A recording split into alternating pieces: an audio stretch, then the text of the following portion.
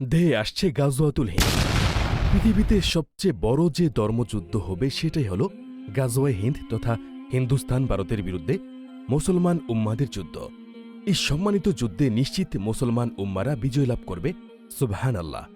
কিন্তু এই সম্মানিত যুদ্ধে 1/3 মুসলমান শাহাদাত বরণ করবেন এবং শেষাংশ যুদ্ধ শেষ করে বিজয় লাভ করবেন, সুবহানাল্লাহ। যারা এই সম্মানিত যুদ্ধে শাহাদাত বরণ করবেন ওনারা নিশ্চিত জান্নাতবাসী হবেন, সুবহানাল্লাহ। এবং যেসব মুসলমানগণ এই সম্মানিত যুদ্ধে বিজয় হয়ে গাজী হয়ে ফিরবেন ওনারা ঈমান নিয়ে মৃত্যুবরণ করে জান্নাতবাসী হবেন, সুবহানাল্লাহ। আবার এই সম্মানিত যুদ্ধ থেকে যেসব নামধারী মুসলমানরা পালিয়ে যাবে তারা বেঈমান হয়ে মৃত্যুবরণ করবেন, নাউজুবিল্লাহ। পবিত্র হাদিস শরীফে গাজওয়াতুল হিন্দ সম্পর্কে বলা হয়েছে, এটা হবে কাফির মুশরিকদের সাথে মুসলমানদের পৃথিবীর ভিতর বৃহত্তম জিহাদ বা যুদ্ধ। এই যুদ্ধে হিন্দুস্তানের মোট মুসলিমদের 1/3 শহীদ হবে, আরেক অংশ পালিয়ে যাবে, আর শেষ অংশ জিহাদ চালিয়ে যাবে। মুসলমানদের নিশ্চিত জয় হবে, কিন্তু এটা এতটাই ভয়াবহ হবে যে অল্প কিছু সংখ্যক মুসলিমই বেঁচে থাকবে বিজয়ের খুশ আমদেদ করার জন্য। অন্য বর্ণনায় আছে, গাজওয়াতুল হিন্দ হিন্দুস্তানের চূড়ান্ত যুদ্ধ।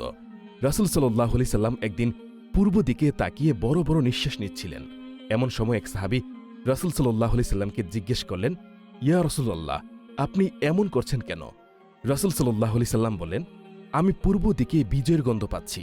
সাহাবায়ে কেরামগণ রাদিয়াল্লাহু আনহু ওনারা জিজ্ঞেস করলেন, ইয়া রাসূলুল্লাহ, আপনি কিসের বিজয়ের গন্ধ পাচ্ছেন? রাসূল সাল্লাল্লাহু আলাইহি সাল্লাম বললেন, পূর্ব দিকে মুসলিম ও মুশরিকদের সাথে মুসলমানদের যুদ্ধ হবে। যুদ্ধটা হবে অসম। মুসলিম সেনাবাহিনী থাকবে সংখ্যায় সীমিত, কিন্তু মুশরিক সেনাবাহিনী থাকবে সংখ্যায় অধিক। এই যুদ্ধে মুসলমানরা এত বেশি মারা যাবে যে রক্তে মুসলিমদের পায়ের টাকনু পর্যন্ত ডুবে যাবে। ওই যুদ্ধে মুসলিমরা 3 ভাগে বিভক্ত থাকবে। এক ভাগ বিশাল মুশরিক বাহিনী দেখে ভয়ে পালিয়ে যাবে, তারাই হলো জাহান্নামী। আরেক ভাগ সবাই যুদ্ধে শহীদ হবেন। শেষ ভাগ আল্লাহর উপর ভরসা করে যুদ্ধ চালিয়ে যাবেন এবং শেষ পর্যন্ত জয়লাভ করবেন। রাসূলুল্লাহ সাল্লাল্লাহু আলাইহি সাল্লাম বলেন, এই যুদ্ধ বদর যুদ্ধের সমতুল্য, সুবহানাল্লাহ।